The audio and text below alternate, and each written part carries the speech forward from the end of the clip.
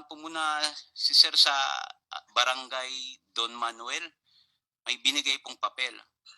So bumalik na po kami ng Galas Station.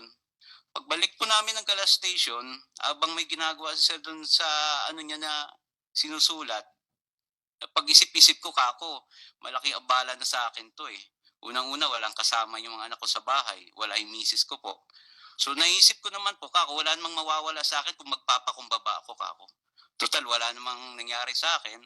So kinausap ko po yung si officer, yung sa investigador po, kako, sir, magkano bang babayaran ng yung mga nadadami sa kotse na ganyan? Sabi ko, wala kasi akong idea eh. Sabi naman niya ng Sandali, gano'n, anong damage pala nung kotse niya? yung nagasgasan ko po sa gilid, yung tinamaan ng handle ko. So gilid niya, Opo. hindi yung sa Mahaba tapik, kasi hindi yun. sa tapik. Hindi po, mahaba po yun eh. Mula po doon sa puno hanggang doon sa driver's side po. Okay. So sabi ko doon kay sir, sabi niya, usually sa Banawi, mga 2.5 siguro, ganyan, sabi niya. Sabi, sir, ganito na lang po ako. Kausapin niyo na lang po si Ginoong Gonzales, pwede ko naman bayaran yung na-damage ko. Sabi ko, pwede kami mag-usap, tawagan niyo po, mag-usap kami yung lalaki sa lalaki. So nga po, siguro dahil nag-subside na rin yung galit ni Ginoong Gonzales, nagharap po kami dalawa. So sinabi ko sa kanya, sir, kako, kung ano may na-damage sa kotse nyo, babayaran ko yan. Pero hindi cash, kako, hulugan kung gusto nyo. Doon nga po, siguro napag-isip din ng Ginoong Gonzales na seryoso naman po ako sa sinasabi ko. Sabi ko, sir, may 800 ako. Itong 500, ibibigay ko in good faith. Sabi ko, paunang bayad doon sa na-damage ko. Ngayon, kung may problema po doon, iiwan ko yung number, tawagan niyo po ako. Hindi ko po tatakbuhan yung responsibilidad ko. So doon naman po sa portion na yon, humingi din po ng pasensya sa akin si Ginoong Gonzales. Sabi niya, pasensya ka na kasi pag rush hour, di natin maiwasan, may napapasok kami sa bike lane. So pasensya ka na doon sa nagawa ko. So doon po nangyari, nang nagkasundo kami, nagkamay po kami. Ako, wala na po akong galit sa kanya eh. Napatawad ko na po siya. So nagkamay kami, nagyakapan. Tapos ang isa pong inano ko doon sa pulis, kako sir, isa lang concern ko. Kasi papadyak pa po ako pauwi, galing to na Welcome Rotonda hanggang Caloocan. Sabi ko, paano po yung safety ko?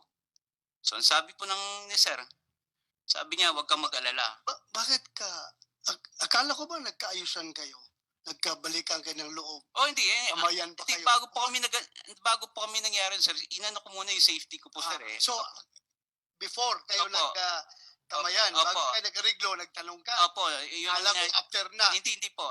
Sabi ko, paano po yung safety ko? Sabi ni sir, yung sa investigador, walang mangyayari sa'yo. Pag oras na may gumalaw sa'yo, siya ang unang aarestuin namin, siya ang person of interest. So sumagot naman po si Ginoong Gonzales. Sandali lang ha, balikan Opo, ko lang yung sabi mo, nagbayad ka? Yun po yung good faith ang pagkabigay ko sa kanya, Sir Honor, 500. Kasi nung una, ayaw nga niya tanggapin. Sabi, ba't di na lang 800? Sabi ko, sir, pangkain ko po yung 300 matitira kasi nagugutom na ako, nanginginig na ako sa gutom ka ako. Sigurado ka? In good faith na gusto? Opo, binigay ko po yung Your Honor kasi ayaw niya tanggapin? Nung una po, kaso nung huli, nakumbinsi ko na rin po. Okay. Sabi ko, hindi ko naman tatakban yung responsibilidad ko kako sa nagasgas, yung na-damage ko sa kotse mo. Babayaran ko yan, kaya iniwan ko po yung yung cellphone number ko po. So nang nagbitaw naman po si Ginoong Gonzales na walang mangyayari sa akin, doon na po na nagkamay na po kami. Niyakap ko po siya kasi wala naman po, okay na po sa akin yun eh. Nagpakumbaba na po ako. So doon nga po sa portion na yon, pati yung anak niya, kinamayan ko kasi sabi ko walang samaan ng loob. Ayaw ko magtanim pa yun ng samaan ng loob kasi nagayos na kami. So after nun po, umalis na po sila, kinuha ko yung bike. Pag alis ko po, tinawag pa ako po ng isang pulis na investigador. Sabi niya, sir, kain muna tayo o magkape kasi malayo pa papadyakin mo, madaling araw na. Yun nga lang po, iniisip ko yung anak ko dahil walang kasama, hindi ko na po napagbigyan yung imbitasyon niya. Kaya doon na po, umuwi na po ako ng that time po. Doon po nagtapos yung lahat. Mr. Chair, pwede ko lang Ayaw mo ng gulo, ayaw mo ng gulo. Apa. Laruhin natin. Apa, sige po. Walang problema doon kung ayaw mo ng gulo. Ikaw ba deep inside your heart, alam mo bang may kasalanan ka sa insidente na yon na humantong sa pagkasa ng baril? Siguro po yung Ayaw pagkakamali. mo na, sinampalok ka sa ulo. Hindi naman po ako nasaktan. Tapos kinasahan. Apa. Yun lang. Sorry po. Do you honestly feel na wala ka talagang kasalanan sa pangyayaring yon? Ang isang pagkakamali ko lang doon siguro, Your Honor, Yun talaga ko yung pagtapik ko po sa kotse niya na doon nagsimula lahat to siguro. So, may guilt feeling ka doon sa pagtapik mo sa Opo, kotse kasi niya. kung hindi ko po ginawa siguro yun, hindi kami hahantong sa ganung senaryo po siguro. Okay. Thank you. Now, Mr. Chairman, Yes, sorry right, hindi, right. ayoko lang pakawalan yon, Mr. Banjo. Kasi sinabi mo di ba, kung hindi mo naman tinapik, dalawa lang mangyayari sa'yo. Opo, Masasagasaan ka o masasagasaan mo yung mga tao, di ba? opo yung pasahero. Oh, so hindi mo kasalanan yon. Kumbaga self-defense, self-preservation yun na pag hindi mo tinapik, di ba? Iba yung nang inis ka lang na tinapik mo siya kasi nga nagagalit ka sa kanya, yung how do I put it, taking the law into your own hands. Galit ka sa kanya because he violated the law, therefore tinapik mo siya. Iba yun dun sa survival mo kasi.